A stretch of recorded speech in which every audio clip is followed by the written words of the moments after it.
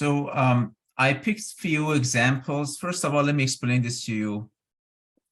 I know some professors give like sample problems and the exam looks similar to that. That is not my style. I try to pick some examples that represents the majority of the course content, right? Some of the things that we may have to emphasize a little more, I pick some of those. I try to go with particles and rigid bodies and cover all of that, kind of review what we have done. So the problems you see here doesn't mean you're going to get something similar in the exam, obviously. And I usually do not design exam based on what we do right now. It's a general practice in the class. You know, the problems you get is similar to what we have done as examples, what you have done as homework, and, you know, the quiz and midterm is going to be the same level of, you know, time and difficulty and everything. So something reasonable. Now, with that introduction, let's just jump into the problems. The first problem is from chapter 13, but because it has polar coordinate system, it also covers a part of chapter 12 about acceleration. As you can see here, there is a rod pinned at O and can rotate. Now that we talk about rigid bodies, we know this theta dot is angular velocity of the link, but in chapter 13, we just use the change of theta. So theta dot, which is same as omega OAB, is 5 radian per second. Theta is the variable. The position of B on this path is a function of theta like this. So as this rotates, B moves on this path, and this double color part allows B or the whole system to slide on this curved path and along OA. So the bottom point is B is constrained to move on this path with the theta and theta dot given here. All the numbers are given. The weight of the color 0.75, the profile R as a function of theta. Theta dot is constant, so there's no theta double dot.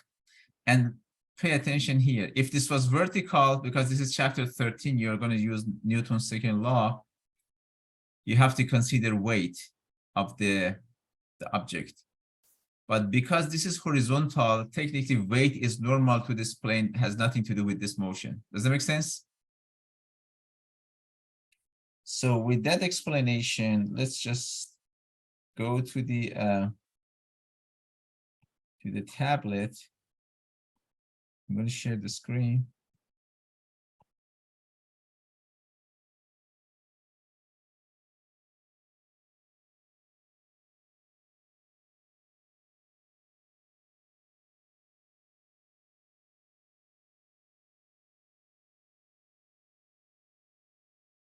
So technically, these are the information you need to solve this problem, right? Theta dot, which is constant.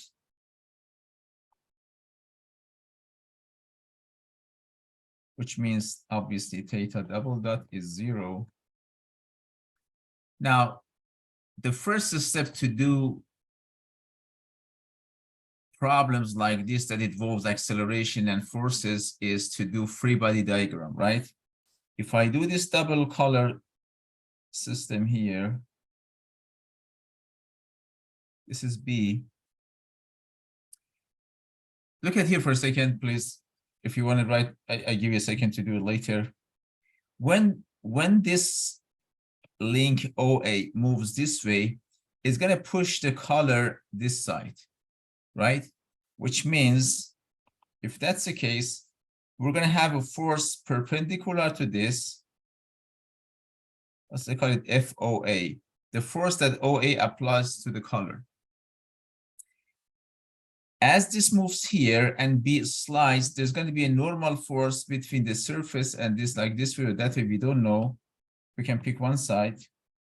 And if this is 60 degree, this angle theta is 120. That means this part is 30, right? And the normal force, we do not know the direction, okay? You remember, not that we do not know, it's not like 30 or 60 or something. We have to determine. Practically, if you want to find that, if you have to have a line tangent to this, right? And then the force is normal to that. A force like this. And we call it Fn. Now I'm going to put this Fn on my free body diagram.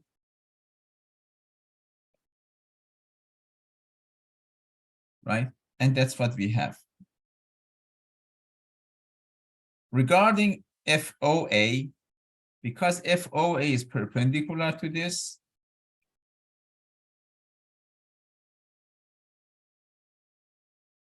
like that, we know this angle is going to be 30.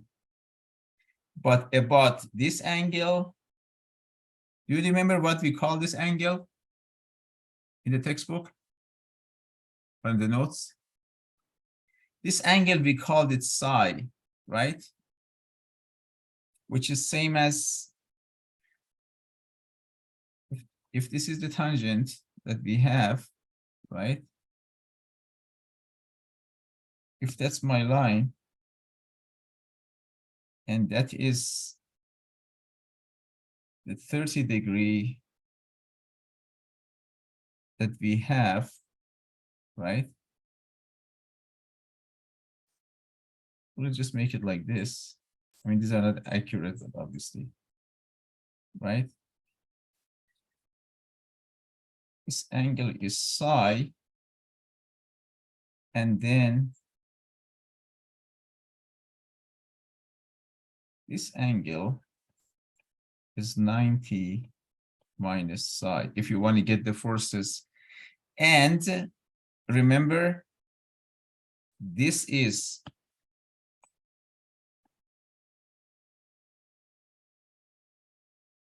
in terms of direction, this is UR, and technically this is U theta.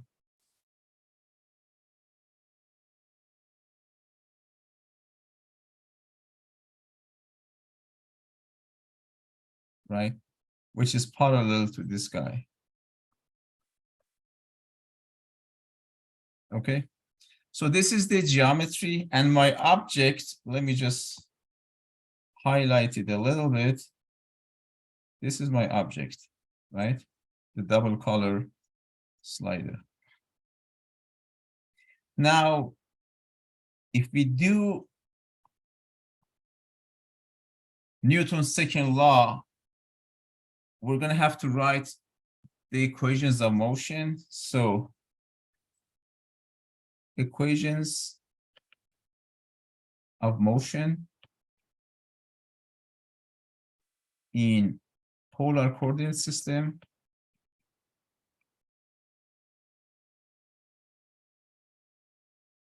And this is what you're going to get. Summation of forces in R equals M AR.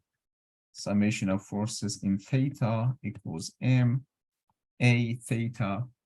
Equation 1 and 2. Any questions so far?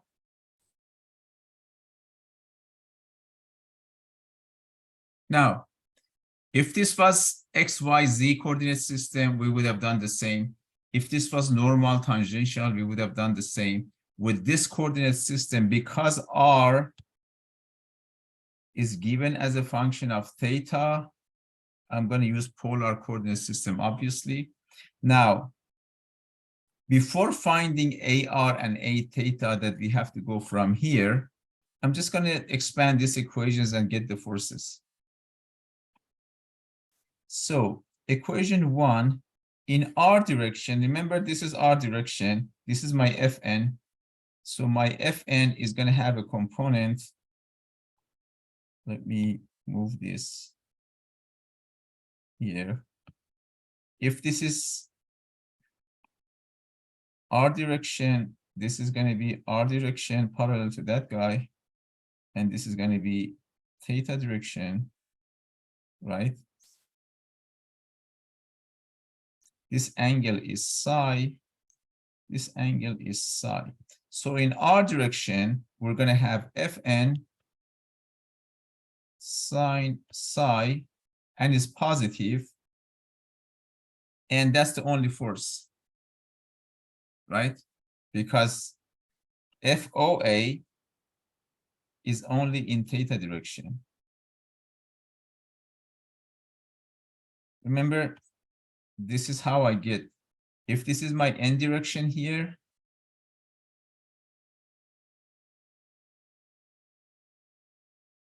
if this is my n direction, this is also my n direction. And if this is theta, right? If this is theta, then this is theta. And that's how I get the two components, right? So this is R component, and that's theta component. That is all we have. This force is only in theta direction, so I don't write it. This is going to be M, and AR, we know that is like R double dot minus R theta dot square. This is equation 1. Can someone suggest how the equation 2 looks like?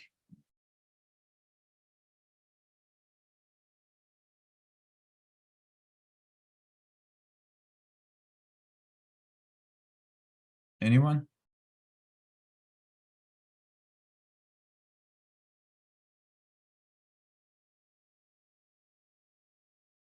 Okay. In theta, this component is positive because this is my u theta. So you're going to get FOA. And this component here is negative, right? So I'm going to get minus Fn cosine psi. And this is going to be M tangential, theta component of acceleration, R theta double dot plus 2R dot theta dot. This is equation 2. And because the problem says theta dot is constant, I'm just going to go and get rid of this term, theta double dot. You see, theta double dot is 0. So these are the two equations, right? What is the next step? I need to find component of acceleration like R double dot, R theta dot, R dot, all of that, right? So if that's the case,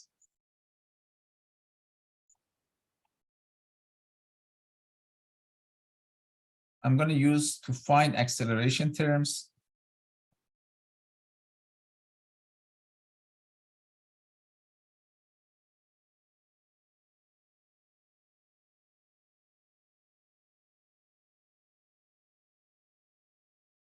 We start with R as 1.5, 2 minus cosine theta.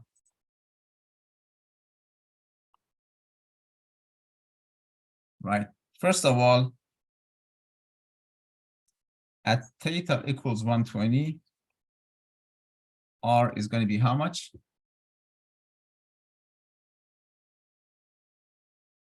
It's going to be 3.75, and the units are imperial, so it's feet. Then R dot is going to be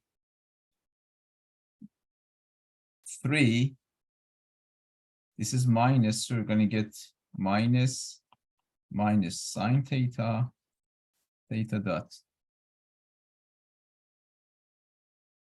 Sorry, not 3, because this is 1.5.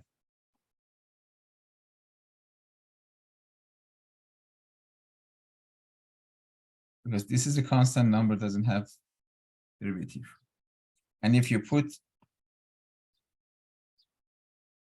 theta 120, you're going to get your R dot is 6.495 feet per second. Then we're going to get R double dot. R double dot is going to be 1.5 cosine theta, theta dot square plus 1.5 sine theta, theta double dot, right? Again, theta double dot is 0. This is simplified as 1.5 cosine theta, theta dot square, and at theta equals 120, R double dot will be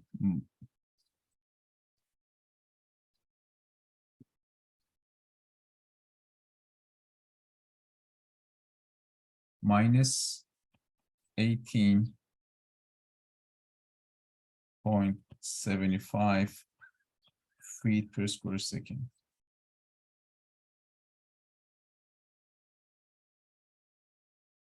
Okay. Now, I've got, if we go here, I've got this number, this number, this is 0. I've got this guy. I already calculated the mass, which is 0.75 divided by 32.2. So this is known. I have two equations, two unknown. One is Fn, one is FOA, right? But I still need to find the angle psi. You remember what was the equation for angle psi?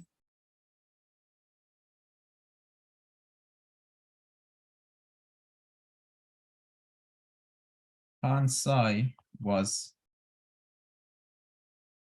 I think was dr d theta over r, or r over dr d theta.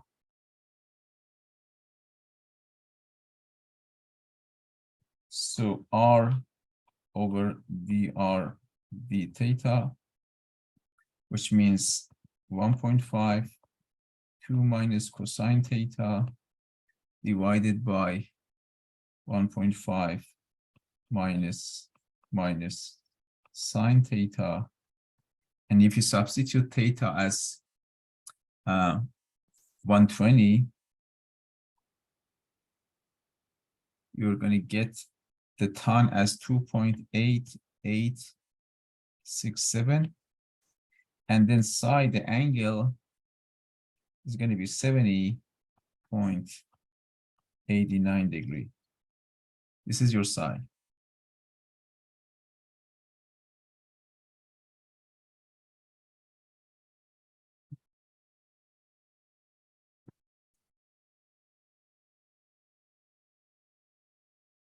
Any question? So up to here was just using this expression, finding the time derivatives, finding the values. Now I found psi. Now I'm going to substitute everything into 1 and 2.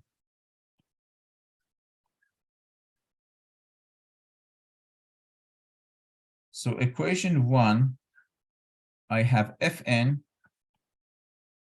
sine psi, which is sine 70.89, and that's going to be equal to m, which was 0.0233 times r double dot minus r theta dot square. So r double dot is this much.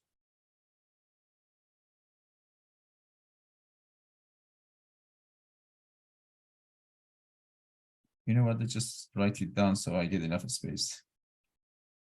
Fn sine 70.89 0.0233 r double dot, which is minus 18.75 minus r theta dot square, which is 3.75, and theta dot was 5.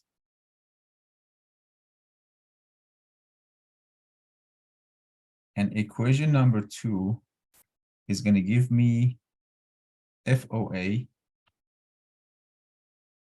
minus Fn cosine psi, which is 7089, 0.0233.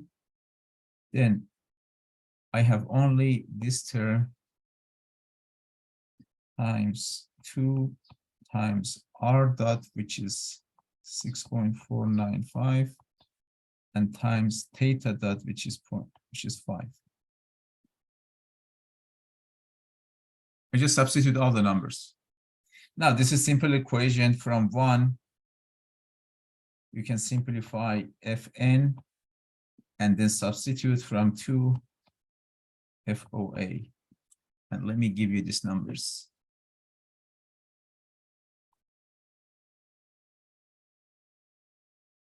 And Fn is going to be 2.773 pound, and FOA is going to be 0.605 pound.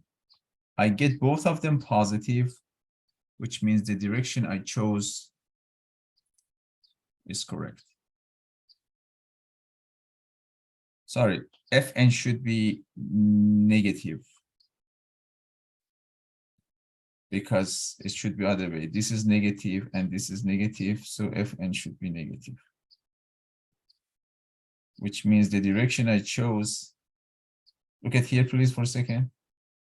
I suppose the force comes from this side. Apparently the force comes from that side.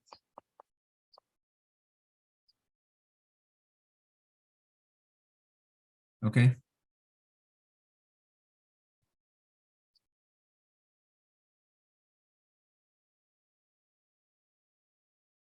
Any question? I'm confused on how you determine the angle of the normal force. Like, how did you know that the normal force wasn't straight or like alongside U of R? Because, good question. This geometry is not as nice, but look at here. I'm going to highlight them with the marker. Normal force is perpendicular to the tangent, right? This is your tangent. Perpendicular to tangent is like this. There's a slight angle between them. Does that make sense? I'm going to give you another example. Let's say we have a path, completely little exaggerated. Let's say we have a path like this, right? And then this is your R, right? Tangent to the path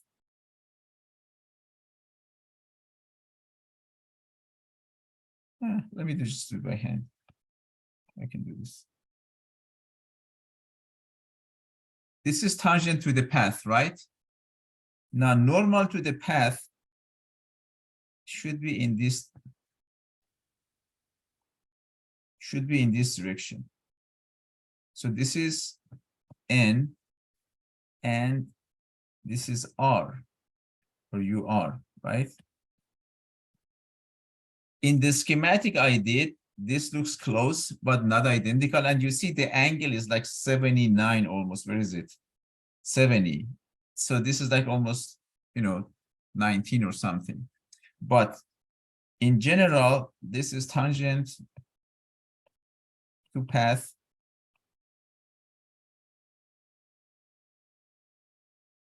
This is normal to the path.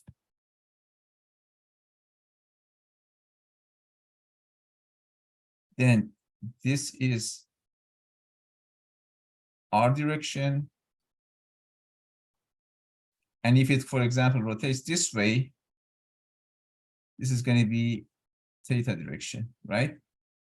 They are completely, these two are perpendicular, these two are perpendicular, but this is the angle psi we talk about between the tangent and r direction. There must be, or there might be an angle. Now, with the same thing, right? I'm gonna remove all of these things and I use just the same curve to see how it goes if you go somewhere else. Let's just remove all of these things. Right? And also these guys. So, and this guys. This is the same path, right? And this is the same, oops.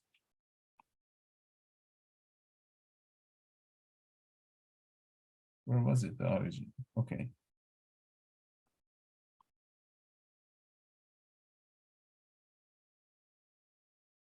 This is the same origin, right? Now imagine I talk about this point. This is my R direction. This is tangent. They are same. If you go little off this, which is like our case, if I go like here, this is tangent, this is normal, the angle is going to be small, which is our case, right? So the point is normal is perpendicular to tangent and has nothing to do with R. It could be close to R, it could be completely different, but if you go with this, it's going to give you the number. Did I answer your question? Yes, that answered my question. Okay. Any other question? Okay, good. Now, let's go back to the slides.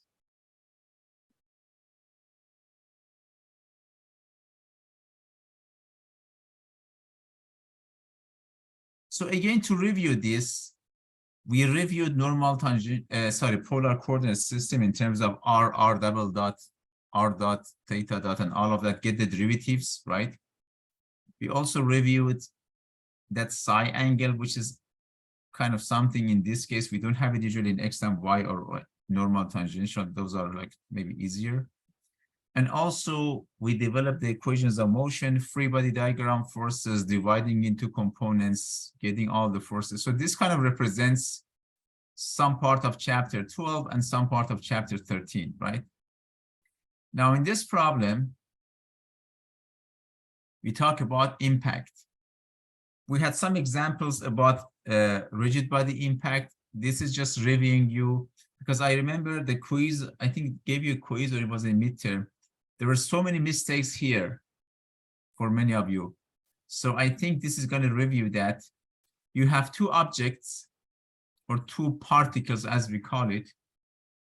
One disk with the mass of 3 kilogram for A, one disk with the mass of 5 kilogram for B. Of course, we neglect the size. We consider them like particles. They come with this configuration.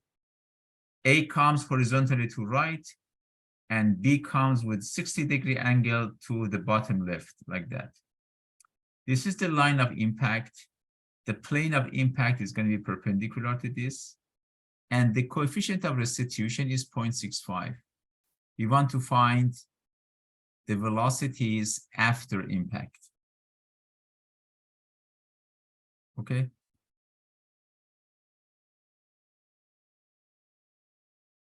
Now, let me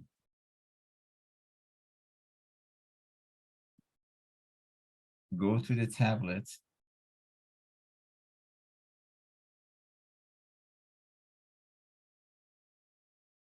If you didn't write the numbers, don't worry, I have them on the tablet so you can see them here. To save some time, I drew some of these schematics already. Not this one. Not this one. This one. Okay. So the masses are given, coefficient of restitution, initial velocities, and the angles. So this is the green line is the plane of impact. And let's use like pink.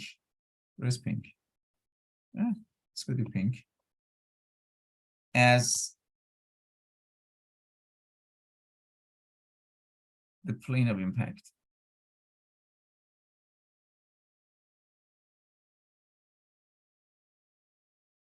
Okay.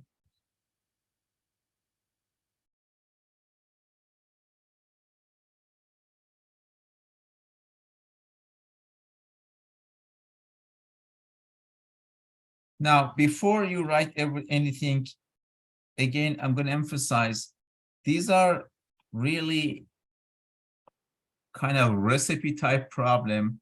And by recipe means you really don't need to do anything creative. If you open your textbook or your notes, there's going to be some equations. You can just copy paste them.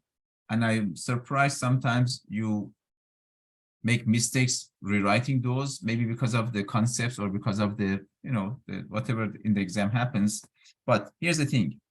I'm going to explain again why we do those equations. Remember, if the two things come and hit each other, the force generated, and I'm going to use the dark purple, the force generated is going to be in this direction.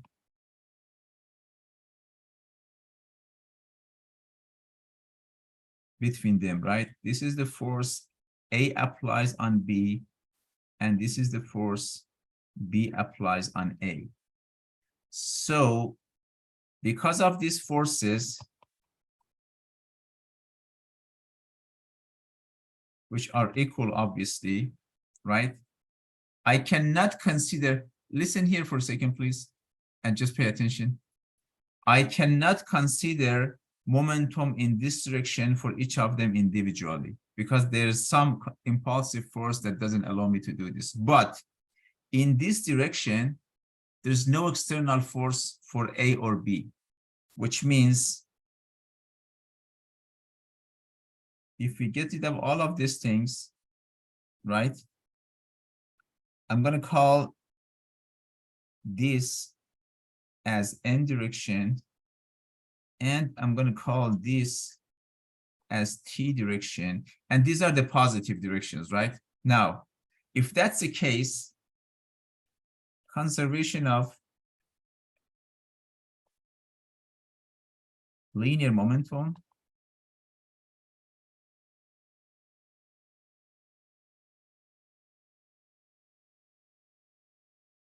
in T direction can be written for each separately, because remember, the forces are horizontal, there's no force in vertical direction, right?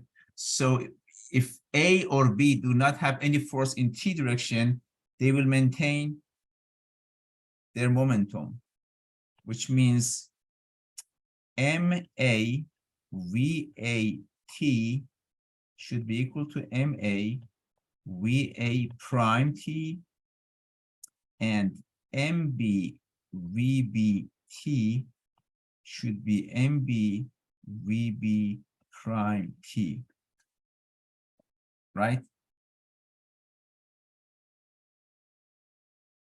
Obviously, you can cancel out the M values for each equation.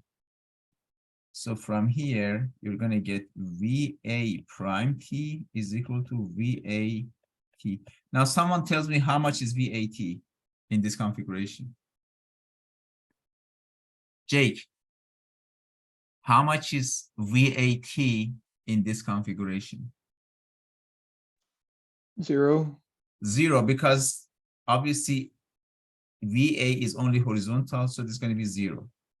Here you're going to get VB prime T is VB T, and if I divide this force, this velocity,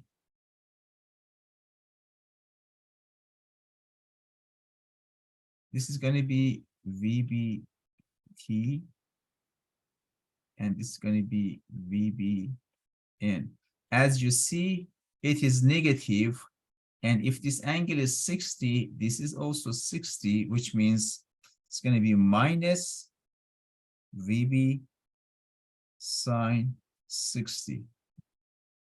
Considering I have the velocity, I can simply calculate it. VB prime t is minus, let me see if I have the numbers.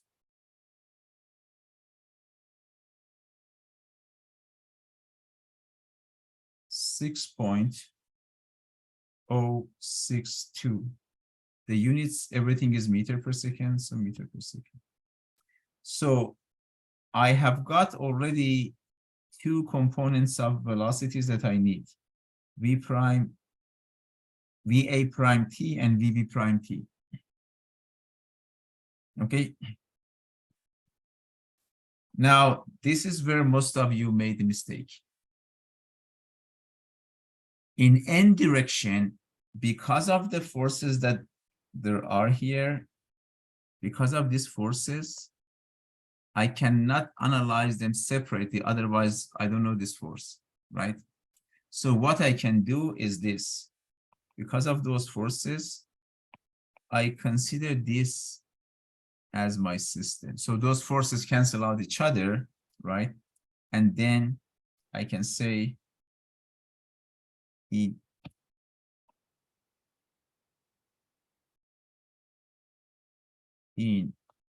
n direction, I can write conservation of linear momentum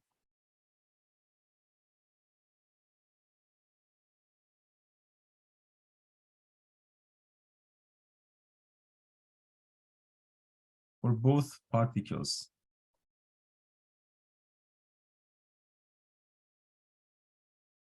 Right? Then remember, it is, I'm going to emphasize here, it is in n direction.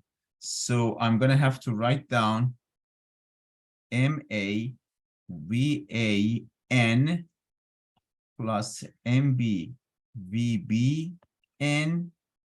Before impact is going to be MA VA prime N plus MB VB prime N. Most of you didn't put this N and just put the actual velocity, which is completely wrong, obviously, right?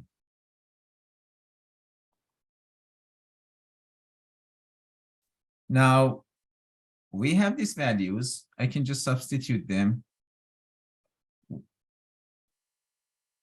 Let me just write it down. VAN is technically VA, which is 6 meters per second. VBN is this component, which is going to be VB cosine 60 with a minus.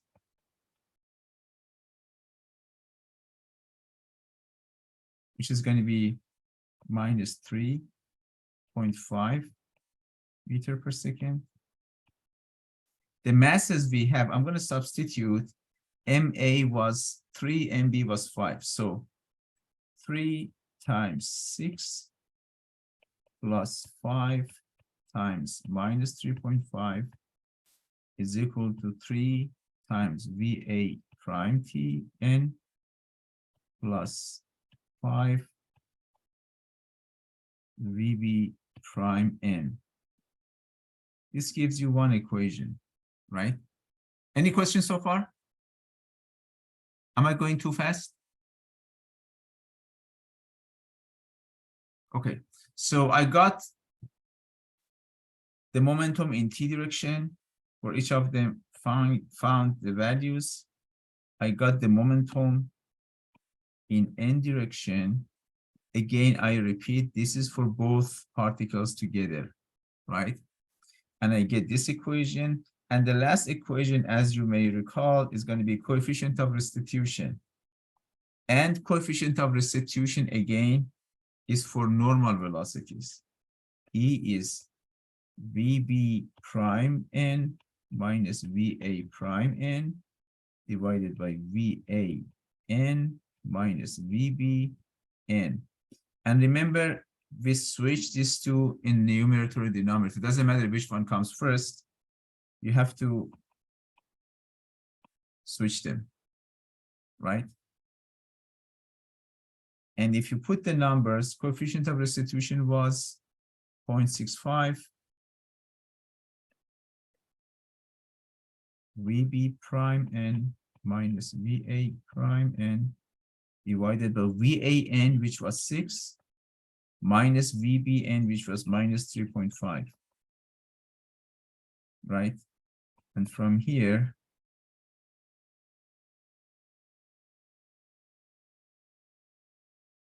point 0.65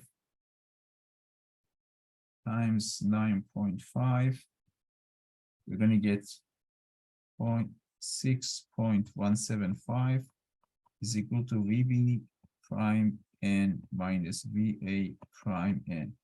So this is equation, let's call this equation a star and this as double star. I'm not going to go through details, it's just easy. Solving star and double star for VA prime n, VB prime n. And if you do that, I can just give you the number.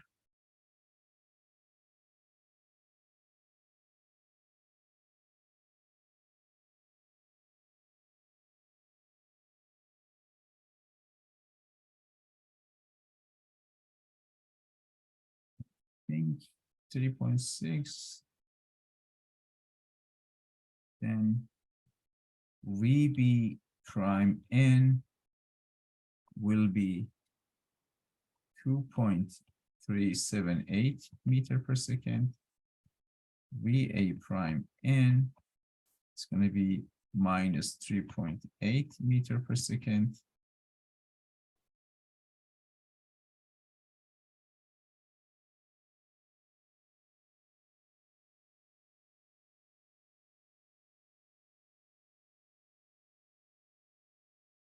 Okay, now if you want to calculate the actual velocity, VA is going to be VA prime t square plus VA prime n square square root. Because this was 0, VA is going to be simply 3.8 meter per second. And VB prime is going to be VB prime t square plus VB prime n squared. And if we put this value and this value together, then you're going to get your VB prime as 6.51 meter per second.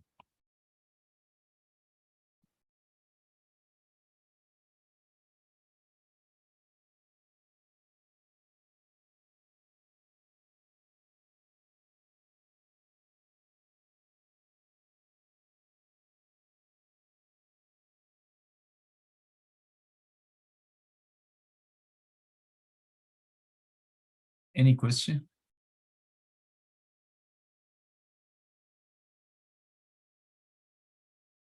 Can you do any of these two problems I just did in the exam?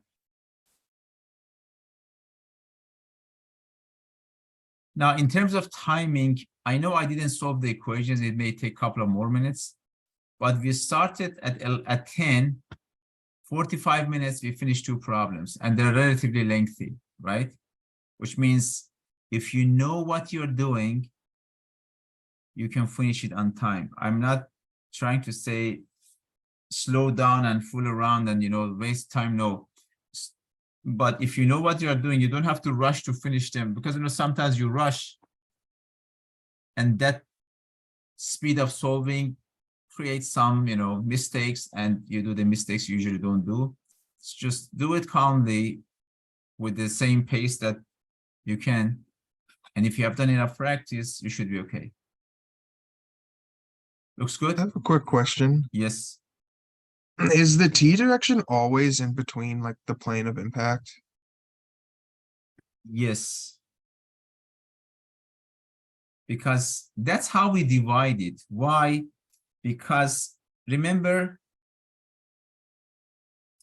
this is a system of two objects hitting each other. I could go with these two directions, right? It's not useful. Why I use N and T? Because the forces are only in N direction, and plane of impact, there's no force created there, right? That's why we do it. These two not perpendicular, then you can write these equations because of this direction. If you go with this, it's going to be absolutely complicated. You have to get these forces into those directions and just all miss. Right? Did that answer your question? Yes, they did.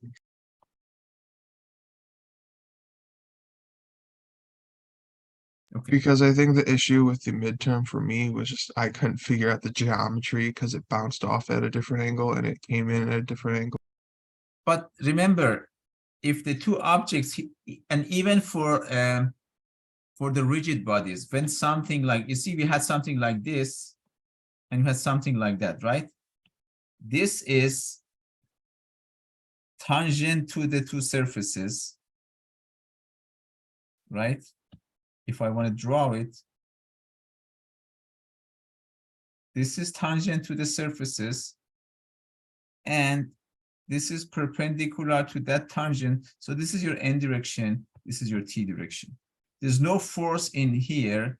The contact forces have to be like this, right?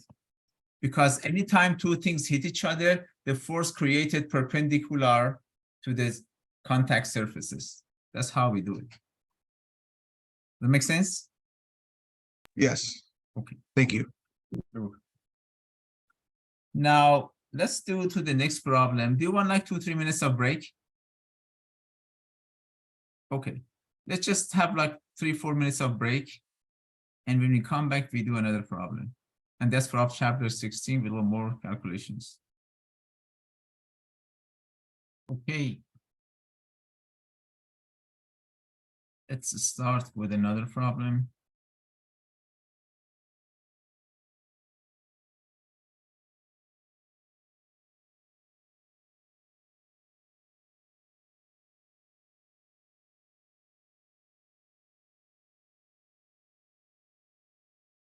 Now, this is from chapter 16, the kinematics that has vector analysis. I thought it might be good to review one of those problems too. So in this system, you have this gear and rack, which means at the contact point of the two, there's no slippage. The two have the same velocity, which is 0, obviously. We can use that as IC. I'm just explaining the concepts we can use. Now, as this collar comes down, it's going to rotate the gear, and you can see the collar has a translational motion going up and down. The link AB has general motion. Usually we had another link as rotation. Interestingly, this gear also has general motion. All the dimensions are given. We want to find acceleration of gear at this moment. So let's go to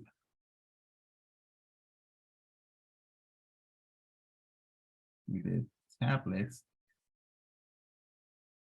This has multiple concepts in it. Please pay attention so we can explain it, and hopefully you remember that.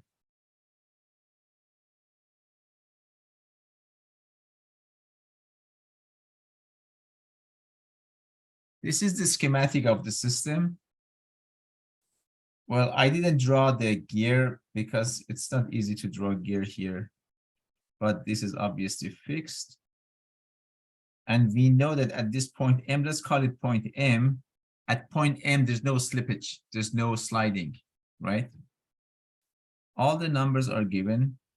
the dimensions LAB, half a meter, RB, which is this radius, 0.15, the R for the gear, 0.2, velocity and acceleration of A are given, and that's how we do this. Any question about the geometry and the definition of the problem?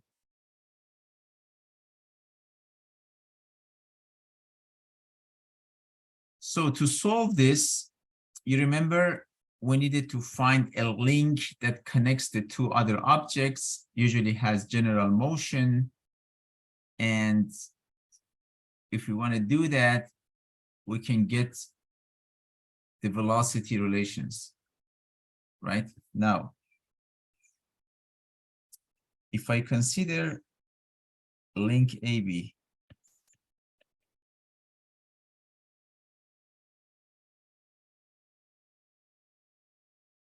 okay?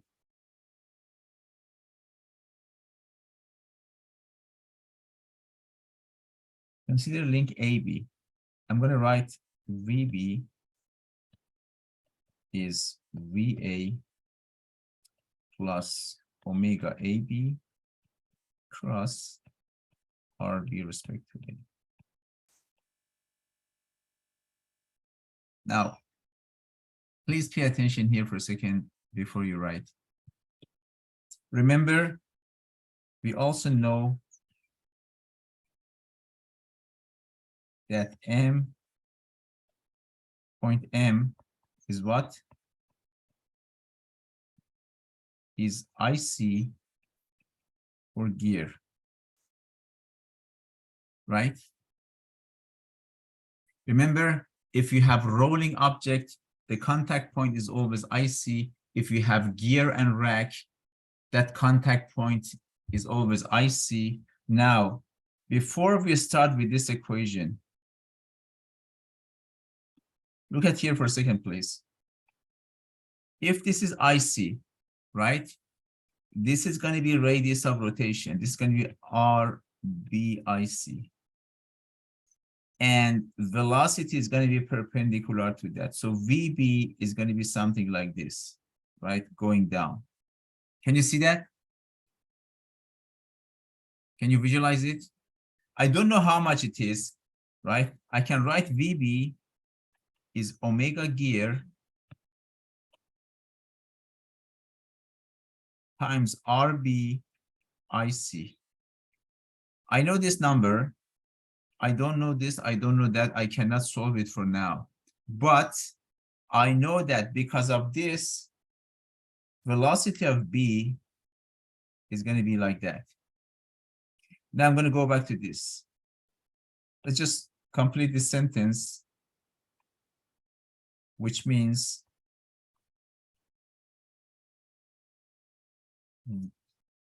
VB is vertical going down. Why I needed this?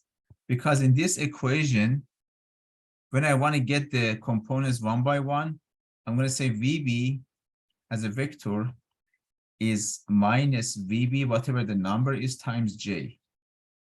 And let's say these are my X and Y values. Okay. So I don't know the magnitude, but considering this IC, this radius and this velocity allows me to understand VB has only J component and goes down. Any question about this? We didn't have something like this before. So the good thing about this is we are using IC and we are using the vector equation at the same time. VA as a vector, we know it goes down, it's going to be minus VA times J. Okay.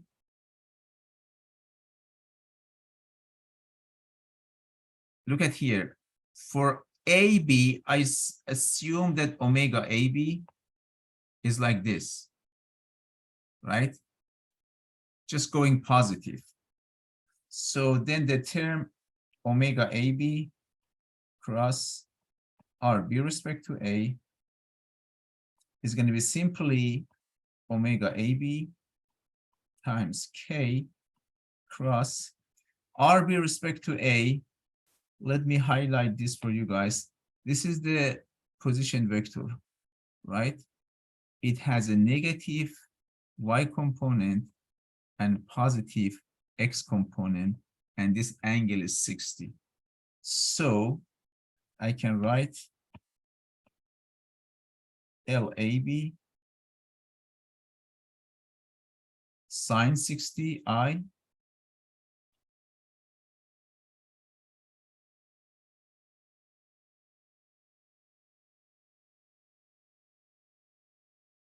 minus LAB cosine 60 J, the whole thing. If I get this, I'm going to get this side is equal to this and this. K times I gives you J. So you're going to get LAB omega AB sine 60 J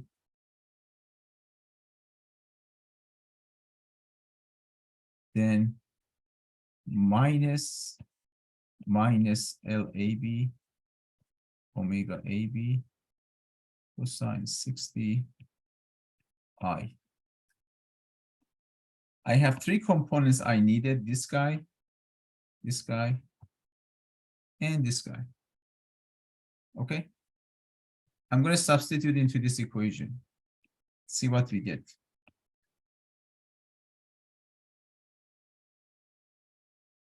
I'm going to get minus VB J is equal to minus VA J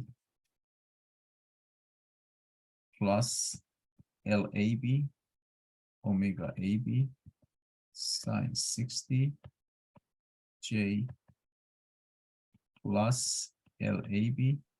Screen, Yes. stop casting. Oh, the sharing gone. Sorry. Let me share it again.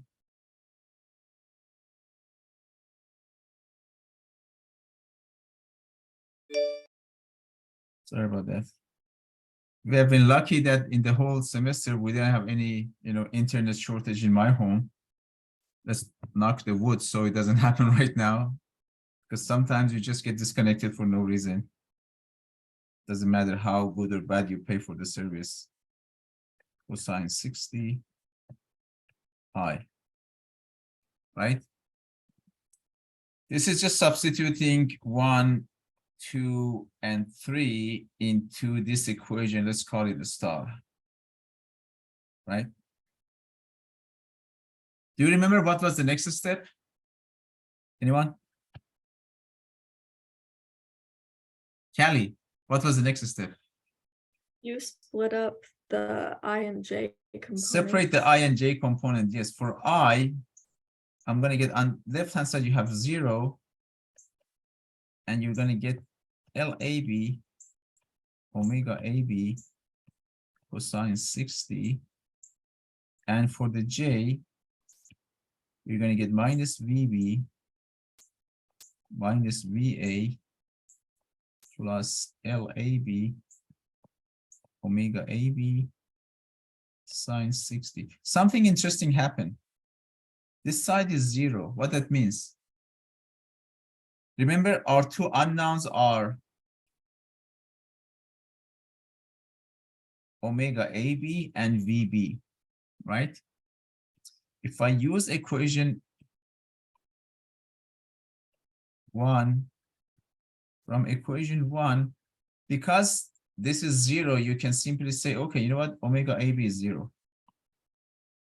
At this particular moment, it looks like AB doesn't have omega. And if that's 0, then you simply from 2, you can conclude that VB is same as VA, which was how much? 2 meters per second.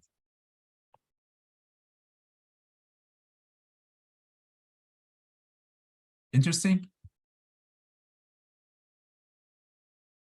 Now, are you guys done writing? I want to look at here for a second.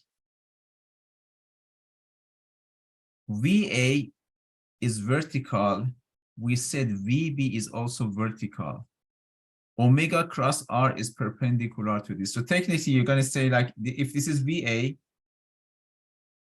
right? Then this is VB, and you have another vector. So technically, this vector has to be 0, because you cannot add two parallel vectors with something else, right? As you saw, that something else turns to be 0. If you could see this and tell, because VA and VB are parallel, omega AB has to be 0, I would accept it. So you don't have to write any of this. If you don't see it, which is okay, I suppose I didn't see it, right? You write it, you're going to come to the same conclusion that omega AB is 0 at the end. Does that make sense? Now that we found omega AB, which is 0, and I found VB, I can go back to the gear. Remember, the goal is to find this omega of gear, right? So to do that, I'm going to redraw the gear here. This was the rack. This is gear. This is point B and VB, right? And I said point M is also IC. So considering gear,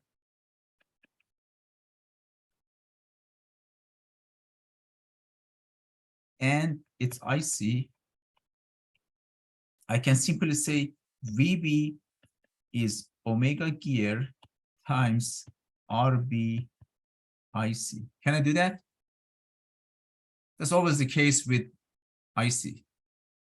Omega of the object, radius from or distance from IC, and that's going to be velocity, which means omega gear is VB over RB IC. Now, the problem says the whole thing is 0.2. This is 0.15, which means this is going to be 0.05. And VB, we already got it 2, right? Which means omega G, it's going to be how much? It's going to be 20, sorry, 40.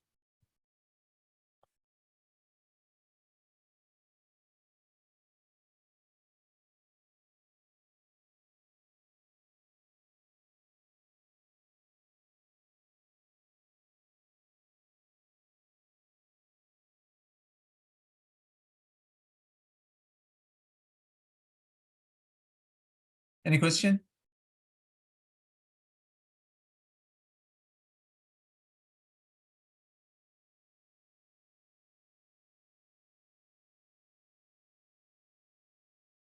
So we used IC, we used vector analysis, we could connect the two concepts, finding velocity of B.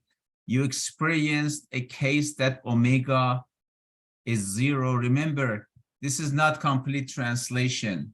At this particular moment, it's like rotating this way. I don't know if you can see my hands, rotating this way and goes backward. So at that moment, omega is temporarily 0 and goes backward, right? That is what you're going to get. Do we have to know about this already? Not necessarily. The equations give you the answer. Now that we are in this shape and in this geometry here, you know what? Let's just write the equations for acceleration. I'm going to do the same equation for A and B for acceleration. Is it okay if I erase this part so I'm closer to these things? And this is so messed up. Let me clean this while you're writing maybe something.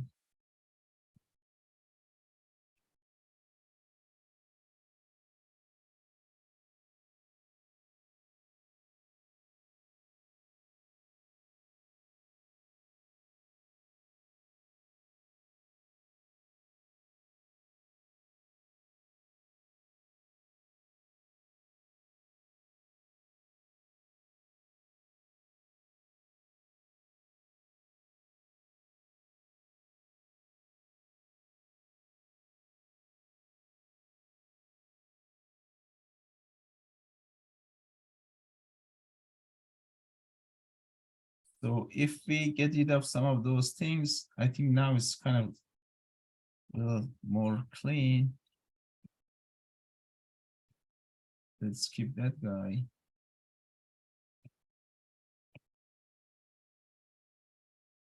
Okay, that's good enough.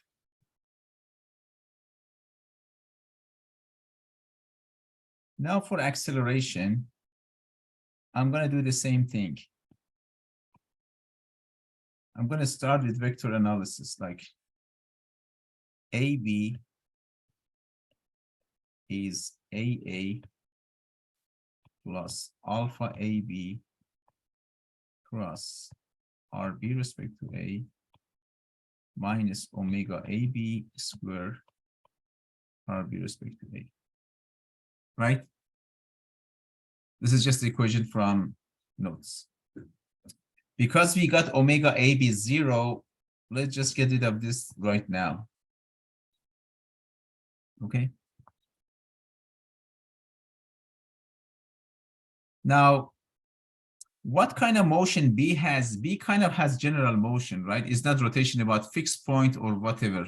So we're going to have to consider B, AB has like X and Y component of acceleration. Can I say that? So if that's the case, I can write AB, because it doesn't slide, it doesn't rotate about fixed point, it could have a general acceleration. It's going to have AB xi plus AB yj. And I don't know any of them. AA goes down by 3, it's going to be minus 3j. Right? I suppose alpha AB is positive. So let's just clean some of this also.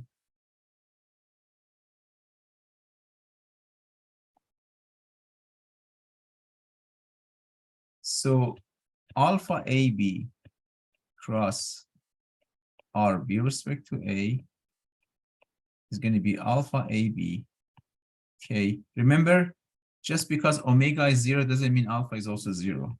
Cross, and we're going to get L AB sine 60 I minus L AB cosine 60 J. And to do that, we're going to go, okay, you're going to expand it. This is going to be equal to LAB alpha AB sine 60 J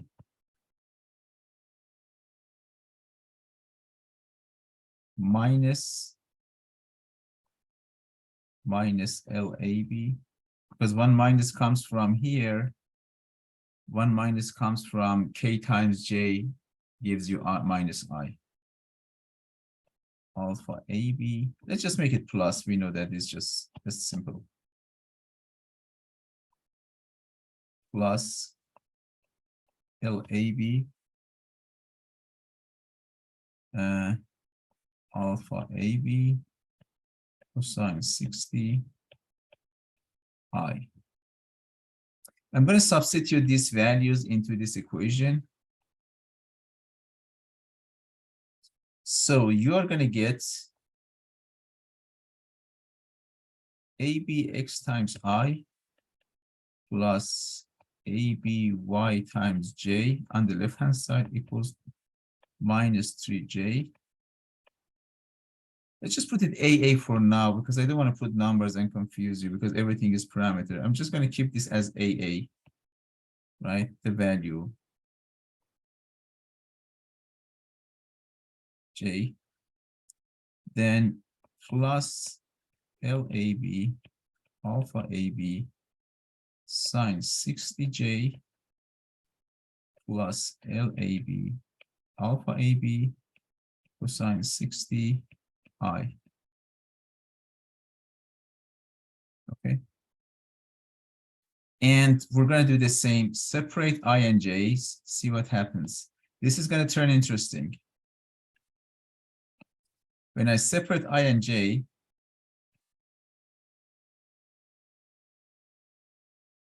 in I direction, you have ABX is equal to LAB, alpha AB, cosine 60. In J direction, you're going to have ABY minus AA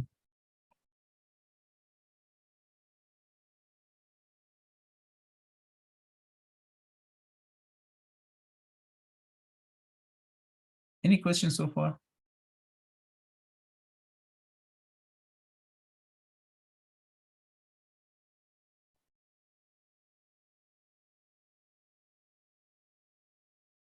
Now see what happens here.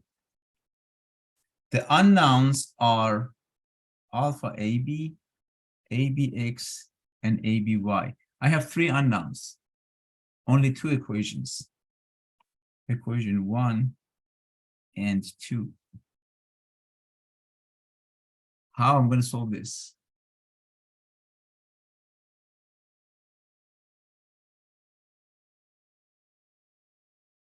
Up to here, and please pay attention, up to here, I used this slider and this link. I haven't used gear turning around and rolling around here, right? That's going to give me another set of equations. Usually either B slides, you know the direction, or rotates about fixed points. So you're going to get these two components are normal tangential for the rotation. But now that B has kind of general motion, we don't have any of those. We're going to have to find a way to do it. Now, I am going to redraw this up here because we're going to use it. Again, this is the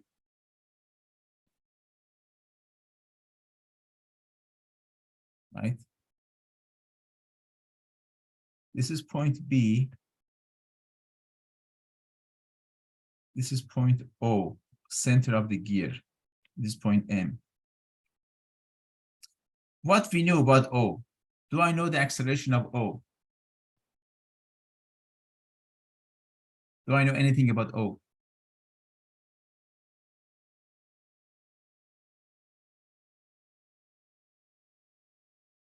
Let's rotate this and see what happens. Let's say you have a tire, a wheel, a ball, something circular rolling on the ground. If it goes with alpha, how much is acceleration of O? This is something you need to know and use it. Remember, we said displacement is R theta, and V of O is R omega. We can say the same thing. A of O is R alpha, and it's going to be like this. Remember, O doesn't go up and down. The center of the wheel has to move horizontal unless this jumps up, which is not the case, or kind of squeezed down, which is not also the case. O moves on a straight line. Its acceleration is going to be R alpha. Does that make sense?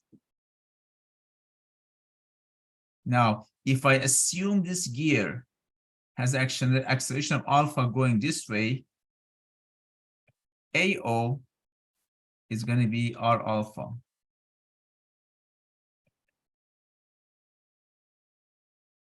This is, let me just clean this a little bit.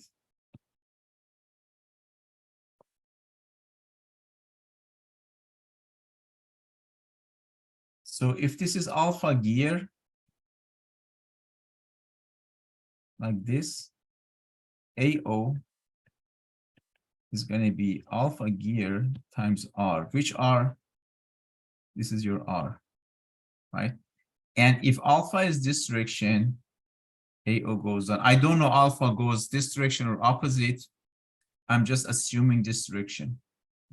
So technically, AO as a vector is minus alpha G R times J. Am I correct?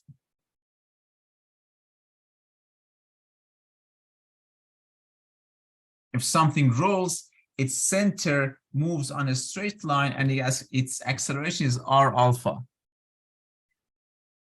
Now look at here. I have point O, I have point B on the same rigid body. Can I use this equation one more time for O and B? Yes or no? I think I can because gear has a general motion like this link AB. I'm going to do that and I'm going to write AB is AO plus alpha, this time is alpha gear, cross RB respect to O minus omega gear square RB respect to O. This is my equation. AB, I already wrote it as X and Y. So I'm going to write AB is ABX I plus ABY J. AO is simply minus R alpha G J from here. Alpha G cross RBO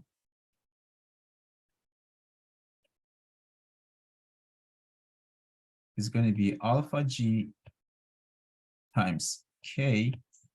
RBO is in this vector simply, right? And we call this on the top as RB. So it's going to be RBI.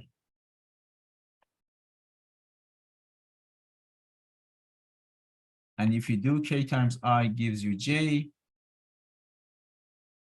And this is going to be RB alpha G times J. This guy, omega G square, we calculated omega G somewhere here, 40. So minus omega G square RBO is going to be, well, minus, I'm not going to put the numbers right now, omega G square times RBI, which is going to be minus RB omega G square I. So I have all of the terms here, and I'm going to highlight them one by one. This is what we had already. This is this, this is this, and this is that.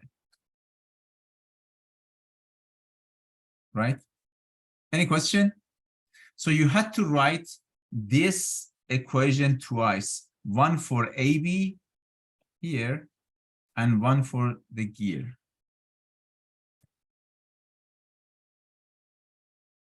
Looks very complicated, right? There are a couple of points. If you know it, it just moves forward.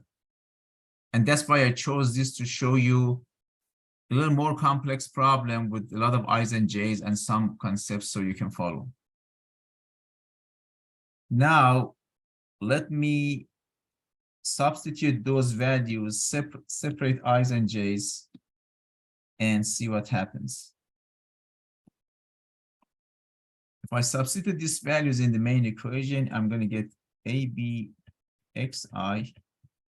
plus ABYJ is equal to minus R alpha G J plus RB alpha G J minus RB omega G square I, which means if I separate this, I'm going to get ABX is equal to RB omega G square and ABY is equal to minus R alpha G plus RB alpha G.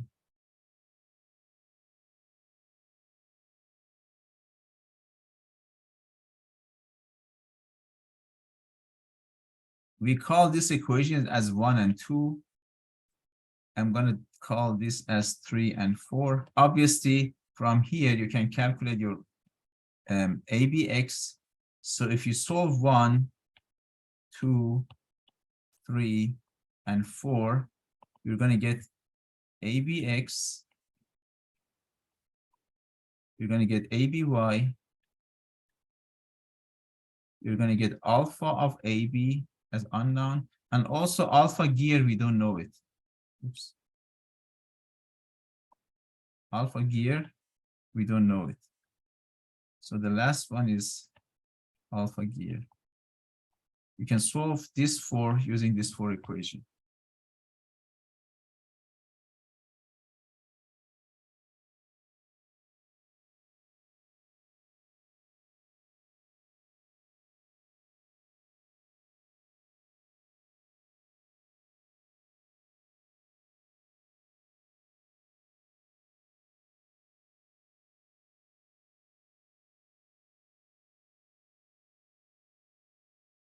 And if you do that, the solution manual doesn't give all of them.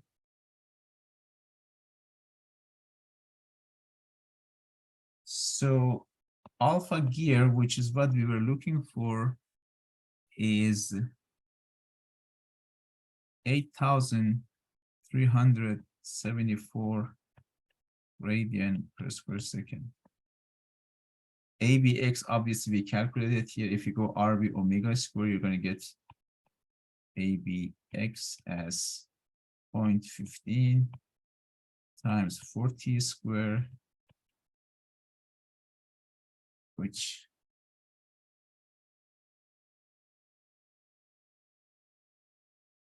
gives you 240 meter per square second. And the other two you can substitute and get it. From here, I think, where is it? From here, you can get alpha, and then from here, you can get AB, and just like that. I'm not going to go through this 4 equation because this is like middle school math.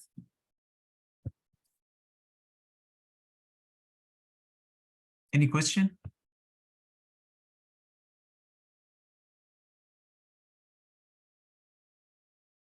So this was an example. Well, I'm going to have to tell you, I usually don't say what is or isn't in the exam, but you're not going to get something this complicated because this takes a long time, right? But I wanted to show you how you can use this vector analysis. It involved few good things that you should remember. One was, and if you are writing, just pause for a second. I'm going to let you write. One was the IC here, right? That you can use to get the velocity of B that goes down and find that VB is like minus VBJ only. We use IC to learn about this, right? The other thing was, if you have a rolling object, acceleration of O is going to be simply R alpha because this is rolling. And that applies to any rolling object. If you have a ball rolling on the ground, its center has acceleration of R alpha and velocity is going to be R omega, right? If it's a gear, same thing. If it's a bicycle, rolling around, same thing. So for all of them, you get the same thing. These are the few things to remember. And the rest, because AB, we didn't know anything about it. I just had to get it X and Y. And then I wrote that equation literally twice for A and B and for O and B to get enough equation to solve it. Now, if you're going to go down to this, this is what you have.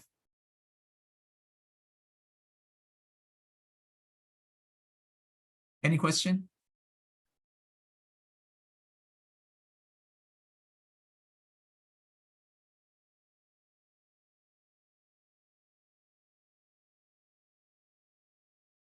Can you solve something like this in the exam? It probably takes 45 minutes to do it, right? It took us almost 45 minutes to do it, with all explanation, obviously. Okay, I'm going to stop it here because this was a little overwhelming. The last problem you can try it yourself, okay? And our exam will be obviously on Friday. We're going to start right at 10. You will have 100 minutes for the exam plus 10 minutes to submit. I'll probably limit the late submissions by a couple of minutes. So if you go 2-3 minutes beyond that, you will get 0 for final exam. So please make sure you use your time wisely, right? Don't push to the last minute that you miss the whole thing. 100 minutes should be good enough. You may want to use a couple of minutes extra, that's okay. But usually when I'm in the class, I start collecting, the exams from a student's hand. From the first one to last one could be like half a minute, right? No one gets more than that. So I don't want to go beyond that. So the point is, for any reason you need help with any part of it, these problems, you review, you send me an email. I try to be available, right? If you need me with help, and we can set a Zoom and talk about your questions. Does that make sense? Is it good? The format is going to be the same. The exam pops up right at 10. The submission link, same time, everything the same.